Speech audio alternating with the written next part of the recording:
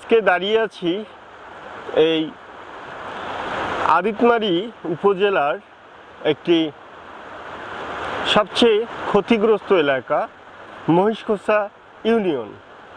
এই ইউনিয়নে সবচেয়ে বিপজ্জনক অঞ্চল হলো এটি। এই ইউনিয়নের মানুষ দীর্ঘদিন থেকে এই তিস্তার সঙ্গে যুদ্ধ করে বেঁচে আছে। শত শত বাড়ি ঘর বিভিন্নভাবে বিভিন্ন সময় ভেঙে এই নদীর মধ্যে বিলীন হয়ে গেছে। এই নদীর চারিপাশে যা দেখছেন, এই নদীর ডান পাশে আমার, বাম পাশে সবই বড় বড় গ্রাম ছিল, মানুষ ছিল, মানুষের সংসার ছিল, সুন্দর জীবনযাপন ছিল। আর শুধুই পানি আর হাহাকার। এই যে পানি স্রোত, এই স্রোতের মধ্যেই মানুষের চোখের পানি ভেসে যায় এভাবেই।